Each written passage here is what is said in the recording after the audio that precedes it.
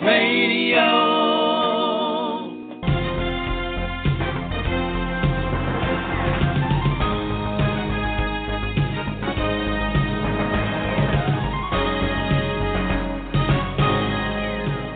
Hello and welcome to Kind Voice Radio. I'm your host, David Levins, and we span the globe to find people doing good work. And today we're going to Phoenix, Arizona to talk with Chef Malkoon about his social enterprise called Peanut Butter Americano. Chef, welcome to the program. Thank you so much for having me, David. Now, I'm thrilled to have you. It's a really cool story you're creating. Can you give us an overview of Peanut Butter Americano? Sure I can, David. Well, Peanut Butter Americano is a wholesale food company that sells 6 delicious flavors of all-natural and chocolate nut butters. And it was founded about 5 years ago, shortly after I returned from South America, where I was living in Uruguay. And I noticed that peanuts were being grown in Uruguay, to my surprise, which I shouldn't have been surprised, but I was surprised to find peanuts growing in Uruguay. And you couldn't find peanut butter anywhere. And it struck me as extraordinarily odd. What I realized later, David, is that the peanut was first cultivated in the Uruguay region of South America about 3,000 years ago. So they still grow them down there.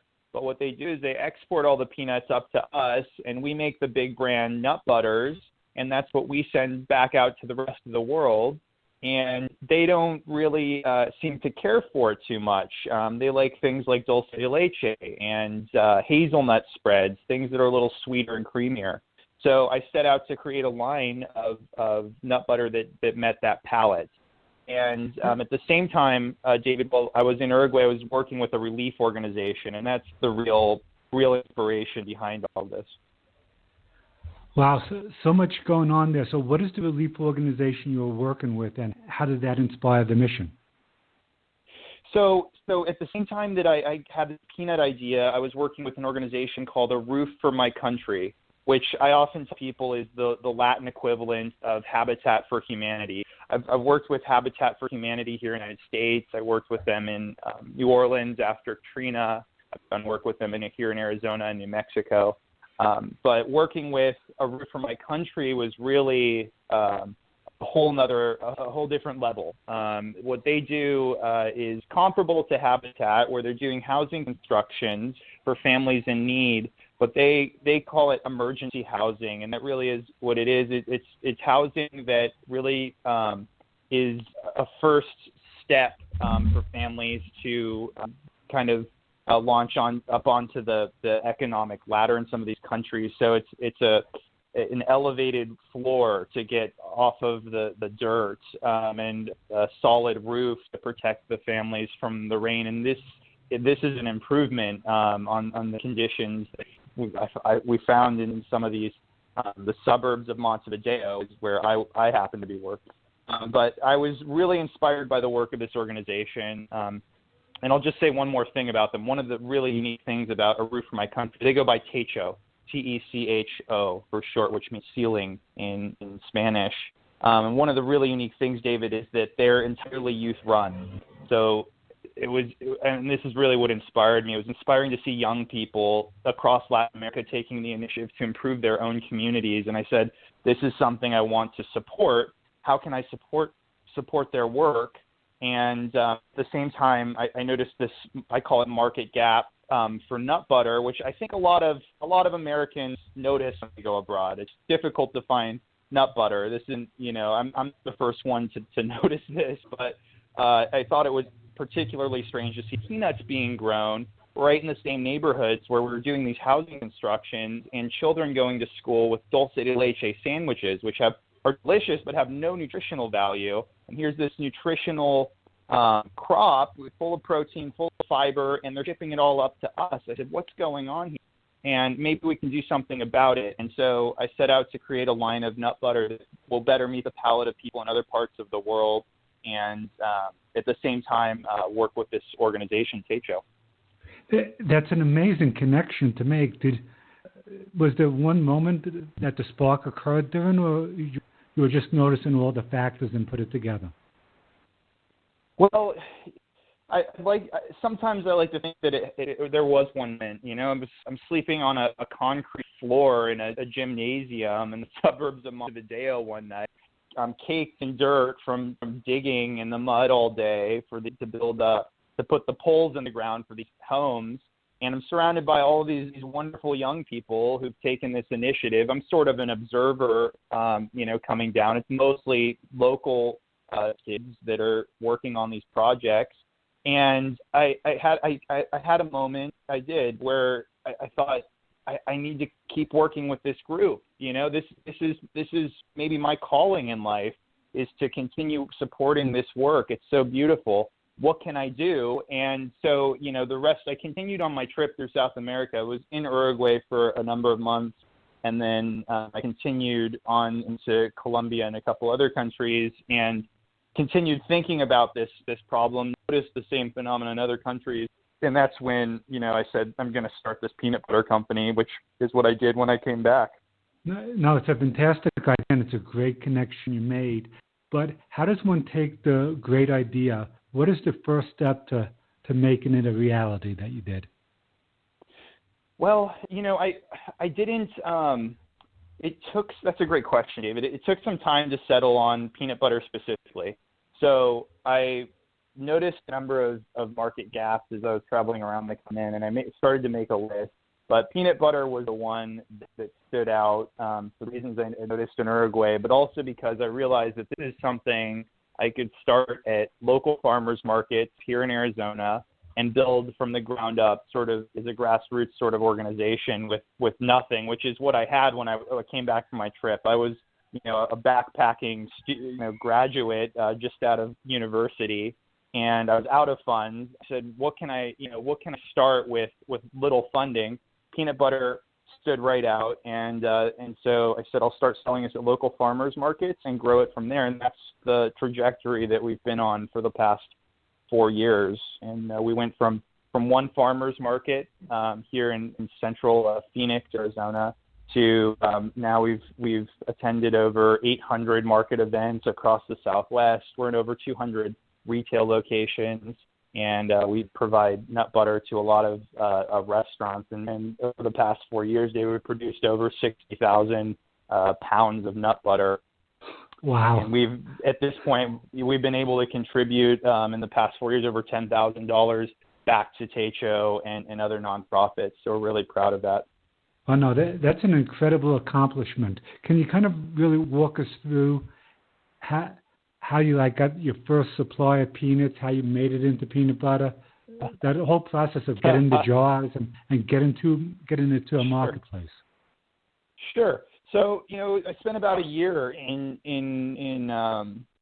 building the brand and experimenting with different flavors. My family tasted a lot of terrible peanut butter, David, and I'm not sure they've forgiven me for that. But sometimes folks will ask, how did you come up with this flavor or that flavor?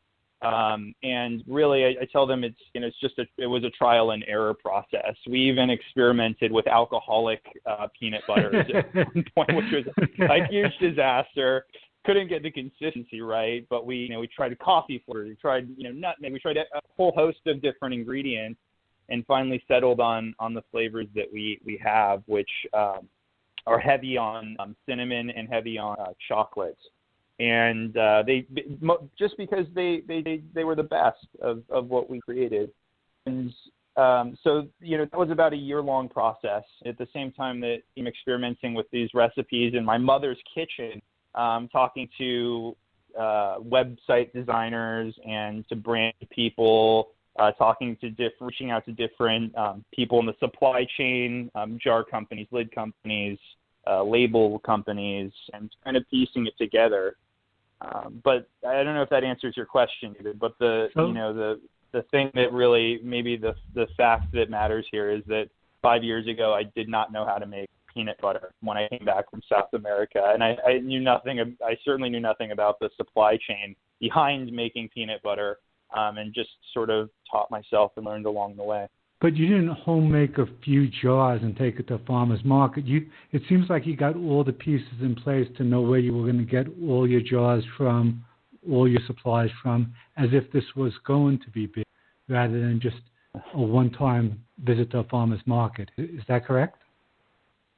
I would say that I would like to think that that's correct, David. I mean, it's an evolutionary process. It didn't have it all right on day one by any, but there was the impulse that this was going to be a long-term career move for me, and there were some motivations. There were some motivations behind that were different than my own. I came back from South America, and I told my parents that I was going to start a peanut butter company, and I think they thought I lost it a little bit in that moment. Yeah, because I mean, and look at my mom had anticipated me applying to law school, and she said, "You're starting a peanut butter company. I thought you were going to apply to law school. What's going on?" And so, I spent a year in her kitchen toiling away with, working on different recipes, and she had a lot of patience waiting on me. So I knew it had to be serious from the beginning. And what motivated you? Was it the belief in the mission that motivated you to work through all these different recipes and all the different things that needed to be done to really start the business? How did you not lose faith in that 1 year? That's a great question, David. I don't know that I didn't lose it. I actually, thinking about it, I'm pretty sure that I did lose faith a number of times.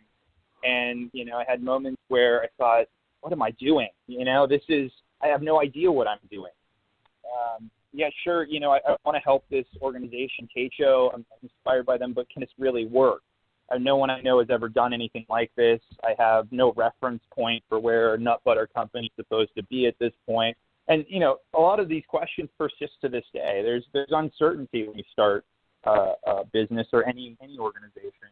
I think the important thing to remember is it's an evolutionary process, and a lot of it is just learned along the way, and you have to accept that. And you have to accept that it's not going to be perfect from the very beginning. But, you hit it on the head, David. I mean, you have to believe what you're doing. And I think that's the importance of entrepreneurs creating mission-driven organizations. When you do have those moments, you say, is this going to work? You rest on the mission of the organization and why other motives for why you started the thing, which for us was to help eradicate poverty in Latin America and America. So, that was definitely kept me going at some of the low points. No, it's a terrific story, and we're going to dig a little bit deeper into it, but we need to take our first break, so we'll be right back after this message. The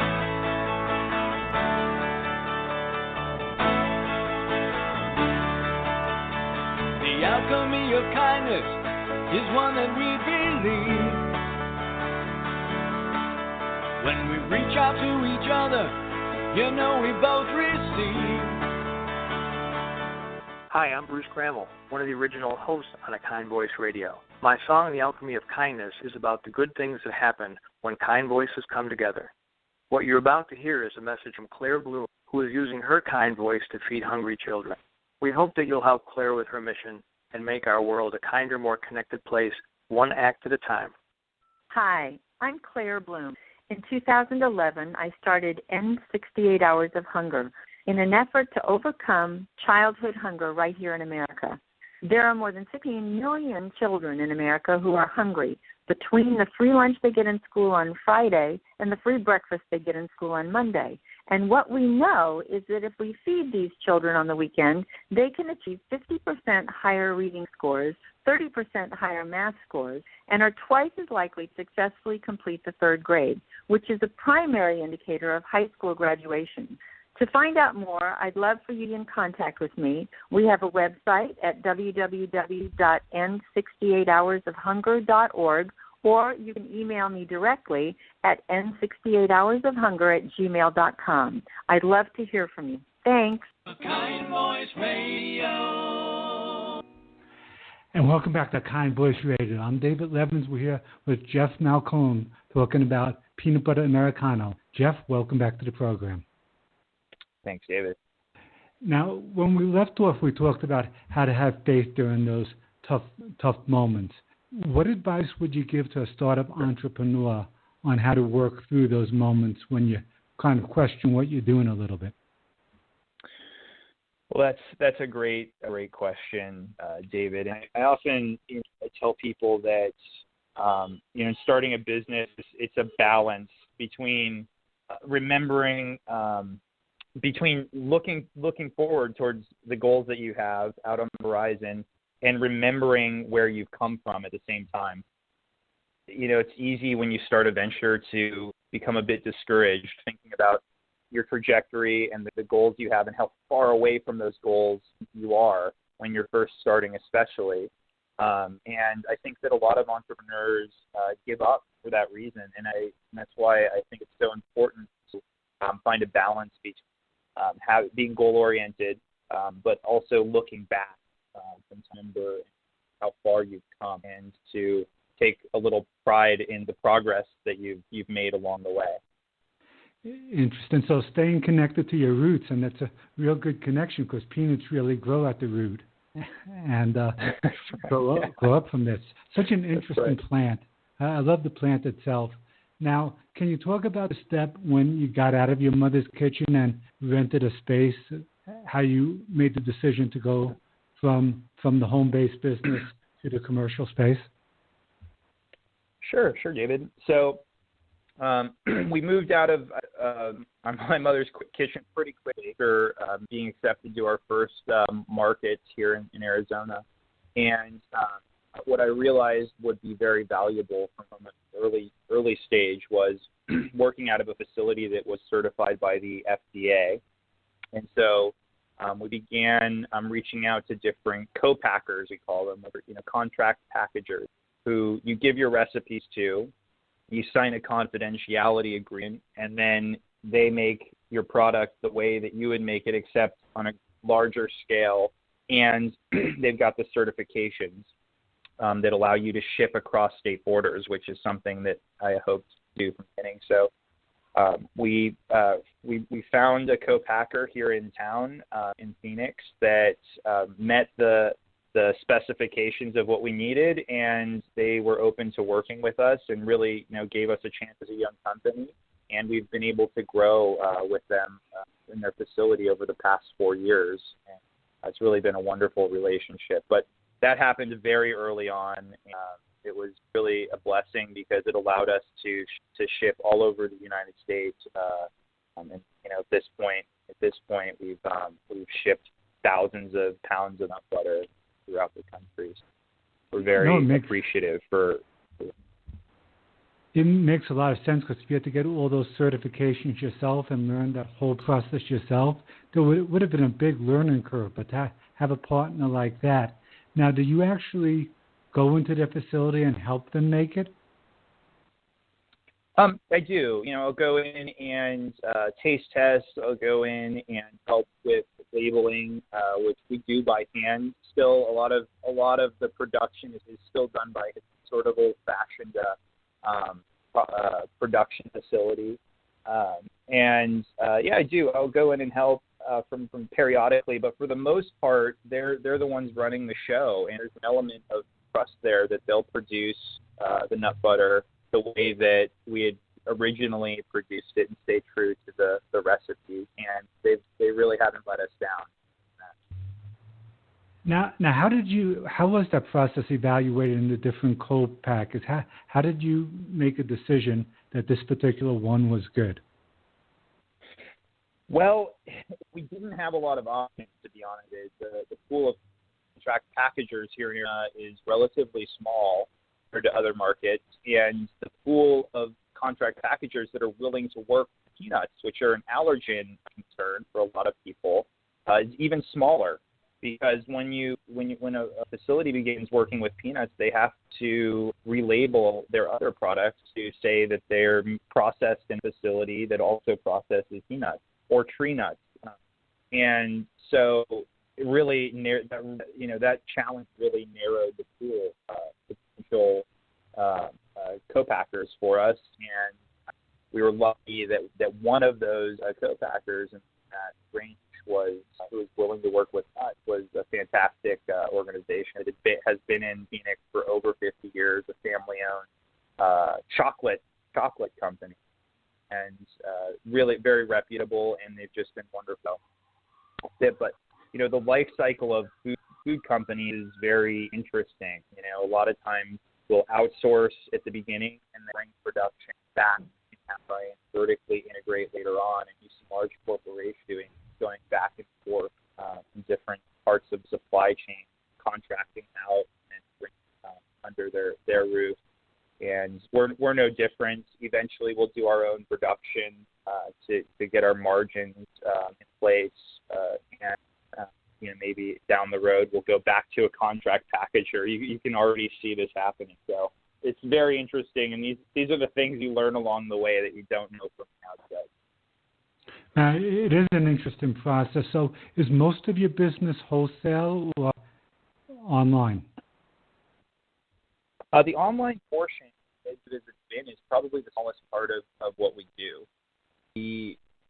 We are doing most of our business wholesale at this point. We still do a lot of markets here in Arizona, across the Southwest, festivals, weekly market events, farmers markets, and we love doing those because it allows us to engage with people and have the face-to-face interactions that we don't often have at the grocery stores unless we're doing a tasting or demo. And we love that interaction, hearing what people actually think of our product, which has really guided us along the way and make little tweaks here and there. So now your products that's still a big part of it. Your products are so interesting. How many different products do you have, and what are they? So we have 6 different flavors of nut butter. Our best seller right now is the flavor called Cinnamon Almond, which I wanted to taste like the almonds they sell at fairs and ball games that are dipped in maple sugar and cinnamon, but an all-natural version of that. And a lot of people try it. They'll try it on apples as a breakfast item. It's really great. We have another flavor, our staff favorite, which is called Choco Blanco. It's a peanut butter. It's mixed with white chocolate and really tastes like a dessert item. We have a dark chocolate peanut butter, and we have a peanut with wildflower honey with some more dead flavor. But my goal with the whole line, David, was low sugar and low net carbs. So everything we make is actually under 4 grams of sugar and under 3 net carbs, which is very, very low in the nut butter world. Our dark chocolate peanut butter, for instance, is 17 grams less sugar than Hella per serving. Flavor up, and they'll put it in their protein shakes and smoothies to hit chocolate flavor without the additional sugar and bad ingredients that some of the big brand nut butters have in them, unfortunately. Now, where can people? I mean, these products sound spectacular. Where can people buy them? The best place is really our website, pbamericano.com. You go there and see an order online section where we actually have a free shipping option, David, if you order a certain amount of nut butter, and we ship all over the country. We're still making this nut butter in small batches every week. We roast and grind these nuts. So really, and a lot of times the online orders, we make them to order. So it's really just the freshest nut butter that you can get. We also have a list of retail locations we sell in on our website, but those are mostly in Arizona still. So the best place is to go on to our website, pbamericano.com, and order online. We'll ship it right to you. I'm going to check that out because the peanut butter sounds spectacular. There's a link to the website right in our show description. So if anyone wants to check it out, you should go ahead and click on that link. We're going to take a quick break for a good news report, and we'll be right back after this.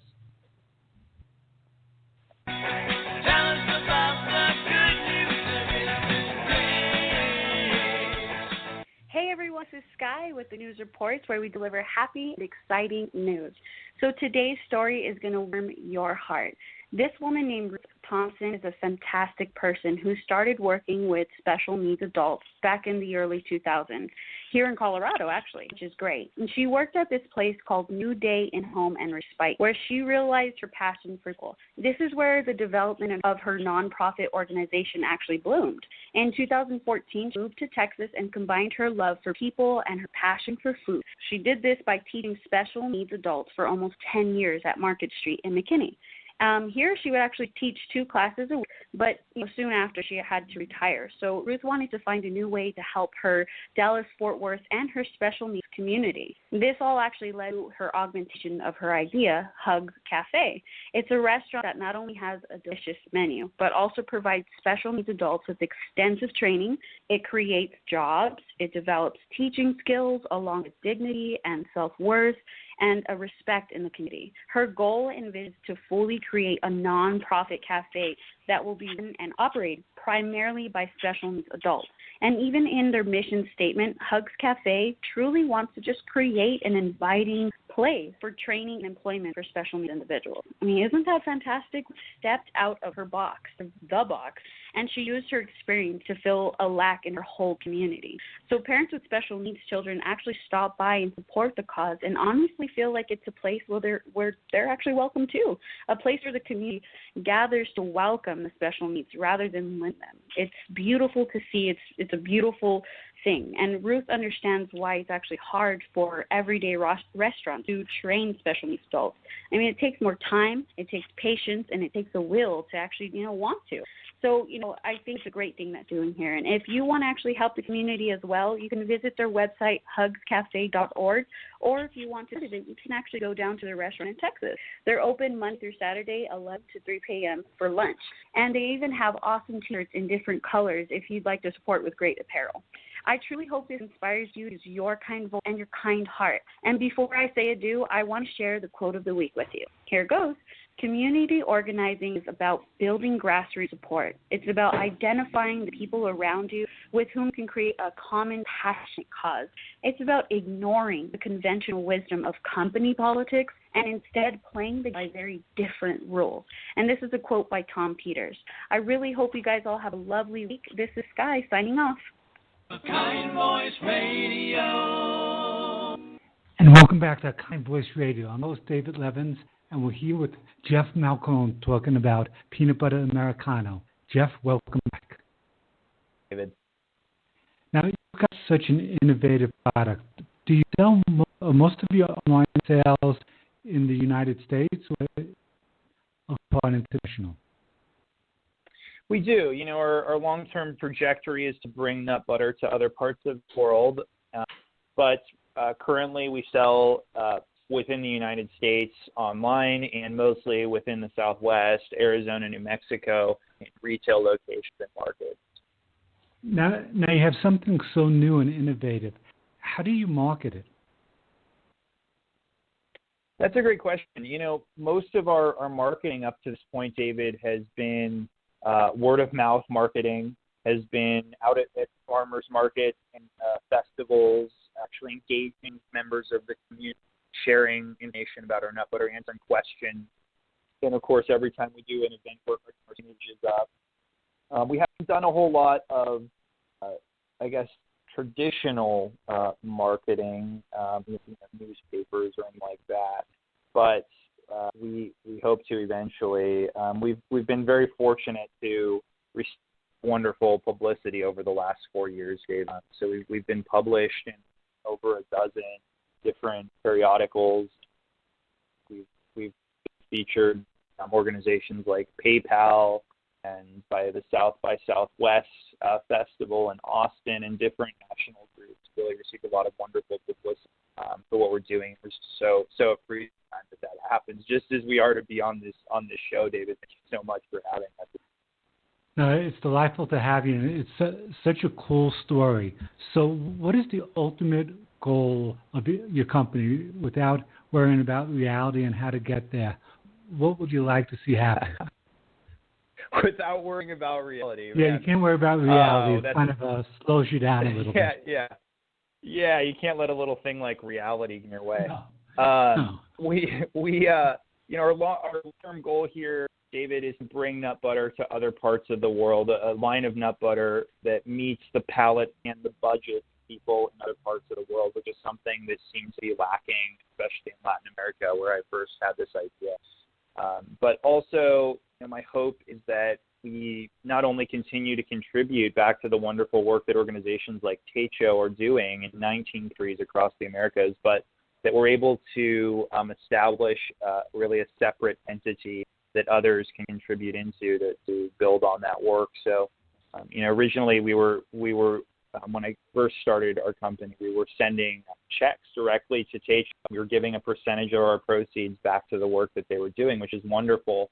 But at a certain point, I realized that I wanted us to diversify our giving. And so we established a nonprofit of our own called the Fund for the Americas that allowed us to continue working with Techo, but also to work with domestic organizations like St. Vincent de Paul and St. Mary's Food Bank and the Jewish Family and Children's Service and other wonderful organizations that are working here locally and across the United States domestically to do the sort of things that are in line with our mission, is poverty alleviation and helping people up onto the first rung of the economic ladder, job training and things like that. So my hope is that eventually the Fund for the Americas will spin off into its own entity that others can get into as well.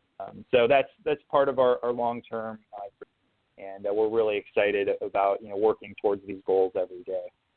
Wow, so that was a bold thing to start a nonprofit of your own to really embody what you're trying to accomplish. When did you do that, and how did you make that decision?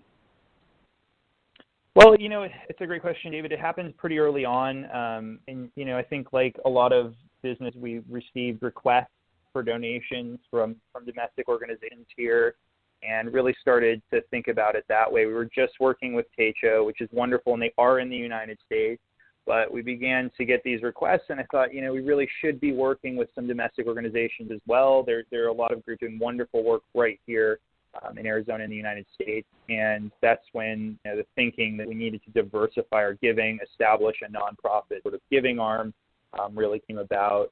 And through that resource, we've been able to continue working with Techo, but also work with local organizations that I named. And it's, like I mentioned with the whole business, it's an evolutionary process, and we're constantly trying to evolve it. And one of the next steps we're hoping will be part of this process is working a little more hands-on with some of these organizations, including Techo, and actually sending staff, maybe bringing some college students with us to learn about the mission of Techo as actually visit them in the countries where they're working.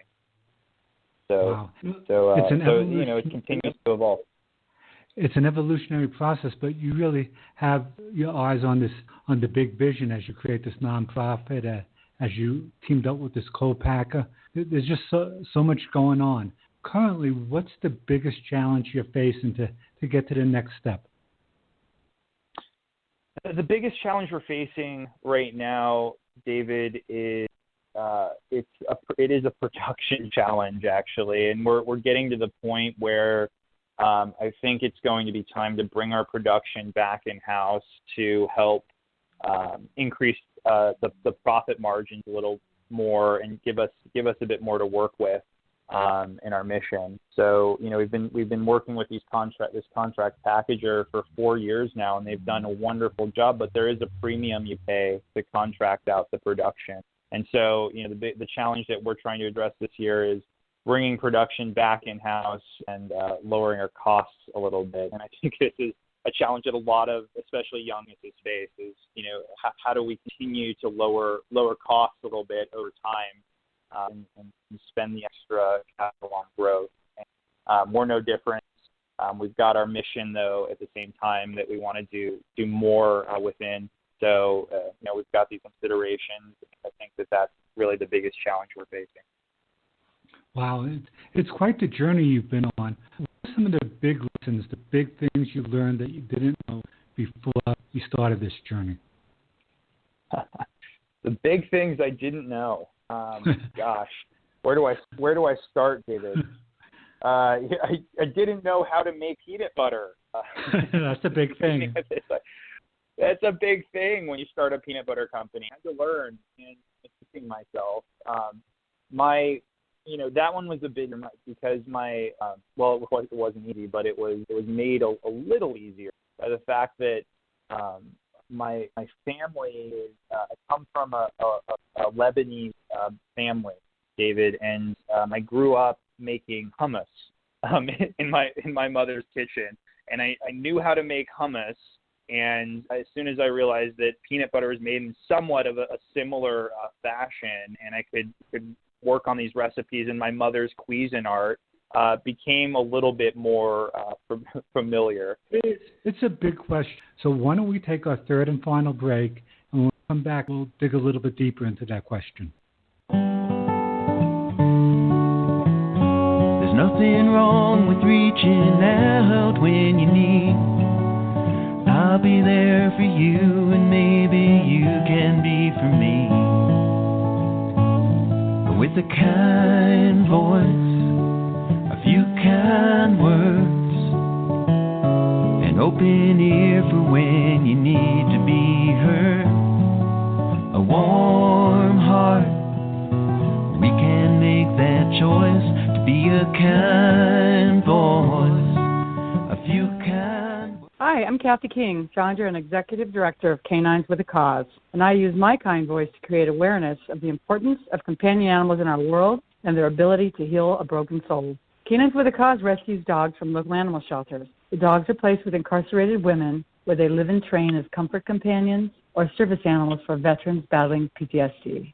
We also provide free training classes for the veterans, which enables them to develop skills to train their own dogs and become experienced handlers. The dogs provide the veterans with many benefits: simple companionship, motivation to get out of bed in the morning, and unconditional, non-judgmental love. Learning to train the dog also helps the veterans out of their homes and get involved again in civilian life. It helps them develop emotional coping skills and resiliency. The dog and handler create a strong bond through working together, and the dog is trained for specific tasks to help the veteran lead a more productive, less stressful life. Canines with a Cause strives to make the world we all share a kinder, more connected place. We do this by healing through unconditional love. Separately, it's difficult for a dog in a shelter, an incarcerated woman, or a veteran suffering with post-traumatic stress disorder to share their kind voices. But by creating a channel and process to bring them together, they can be a kind voice to and for each other. If you would like to know more about Canines with a Cause, visit our website, canineswithacause.org. Thank you. Kind Voice Radio.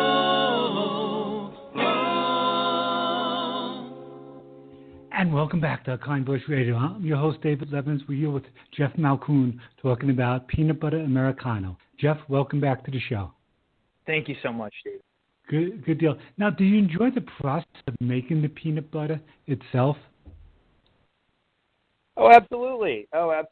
Yeah, it's I wouldn't have made it 5 years at this point if I didn't enjoy the process a little bit. So I absolutely do. But I think more than that, David, I enjoy the interactions that I have and actually seeing people out in the marketplace trying our peanut butter and enjoying it, and finding something that gives them value when they try it, and the healthy nutritional aspect, the flavors, the social aspects, the different aspects of what we do that people find value in. That's really the best part. And having that conversation with your customers is so important. We were asking about things you learned along this journey. Does one thing jump out to mind? Well, other than learning how to make peanut butter, I've learned that what really drives successful companies is ones that are able to really hone in on what customers are looking for. And when I started this company, I wasn't really thinking about that. I was thinking about working with this nonprofit with Techa. I was thinking about making delicious flavors, but I wasn't thinking about what is that customers are actually looking for. It turned out we were very lucky that a lot of people seem to be looking for the things that we were already about. But over time, we've been out in the markets having these conversations with folks at different market events, now over 800 market events, where we handed out over 300 samples of nut butter over the past 4 years. we've been able to have conversations where we learn a little more about what it is that the people are really looking for in our audience, and we've made tweaks along the way to meet those questions. And now, it's a very, very good advice to really be able to find out what your customer is looking for, because I would guess it's an iterative process. When you come up with a new flavor, what is the process there, new product? Do you put it on the website immediately, or do you test it in farmers markets? That's a good question. We started with 4 flavors of peanut butter, and we pretty quickly realized that people were also looking for almond butter. So we set out to introduce a couple flavors of almond butter, which we did. But that was very, very early on. From that time, from the first year that we opened in the marketplace, we haven't introduced any more flavors. Sort of been happy with the 6 that we have and said, let's run with what we've got. And instead of introducing more and more flavors, as some companies do, and I hope that we will eventually, I said, let's try and get what we've got, which is a great line of flavors, out to as many people as possible. And so that's really the task that we've been focusing on over the last. No, it sounds like a great way to proceed. Now, do you get inspired by stories of other entrepreneurs or social enterprises and take lessons from what they've done and incorporate them into what you do? Absolutely. Oh, absolutely, David. And I think that the thing that entrepreneurs have to do is to listen to those stories, to listen to the stories of other entrepreneurs and to look at what those groups are doing well. And that's what I try to do is I think there's a tendency in the business world to look at what other groups are doing poorly to say, we don't want to do that. But I think what's more important is to look at what group is doing well and say, why, we could be doing more. We could be doing, we could be working a little more closely to the way that this group is working. And, they seem to be giving more, they seem to be providing more value and to others. We should be doing that too. And so I think that's very important, of course, drawing a lot of inspiration from stories all the time from other entrepreneurs. Is there a particular story of an entrepreneur that inspired you? Sure, there is. Here in Phoenix, we have a local biscotti company, David, that was actually founded by a young man with autism who was diagnosed with autism. And he founded a biscotti company the same exact way that I founded my peanut butter company, in his mother's kitchen. And with the help of a wonderful team around him, he's grown his biscotti company to be carried in a whole number of local grocery stores, coffee shops, and other venues. And I drawn a lot of inspiration from his story and the challenges that he's faced and the perseverance that he's had in starting his company. And I think about that all the time. So it's a great question. And if you have to narrow it down to one characteristic of an entrepreneur, would perseverance be the main thing that makes an entrepreneur a success? I think it's definitely a key component. Absolutely. Without that, it's too challenging in many moments to continue. And you asked if I'd ever lost faith in the vision of the organization, and my answer was many times. And I think that's when the perseverance aspect has to kick in. And you say, even though I don't see the light in this moment, I know that I'm going to see it in the next moment. I know that there's going to be light, and I'm going to continue moving along. And so, yeah, it's absolutely an important element. So well said. And it's such a beautiful thing you're doing. There's so many elements to your story. Is there anything I haven't asked that you'd like to share with the audience before we close out? Well, nothing comes to mind. You asked so many great questions, David. I'm just so appreciative that you invited us on your wonderful show to share our story, and I can't thank you enough. Good deal. I appreciate you coming on, and we have a link to the website right in the show description. Thanks so much for joining us today. Thank you, David. Pleasure. And that was Jeff Malkoon talking about Peanut Butter Americano, There's a link to the website right in our show description. So I encourage you guys to check it out and to go out and use your kind voice to make a difference in somebody's life. We're going to close out with Jackie Sander singing A New Kind of Friend.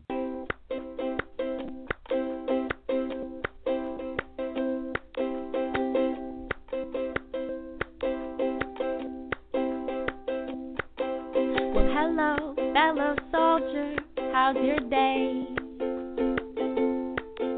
Come take my arm, let's walk and sink away.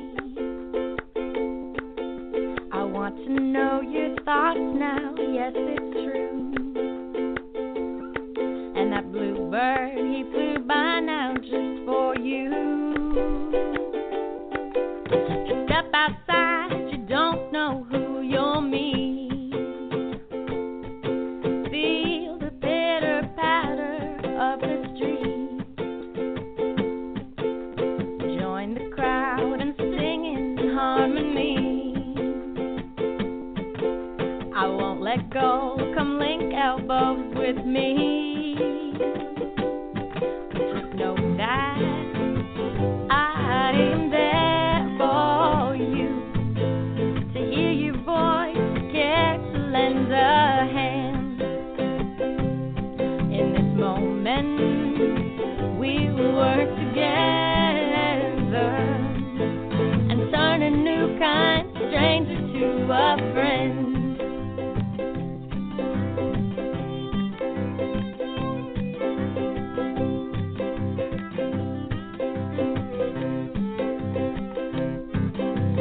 I'll walk down that lonely road alone, searching for a place to call home. The path is long, we cannot see the end, but the journey's so much better with a friend. Come to my house and rest those weary bones. Drink and laugh, we'll both refill our souls. That cup of cheer you're drinking sure tastes sweet. I'm glad that your acquaintance sided me.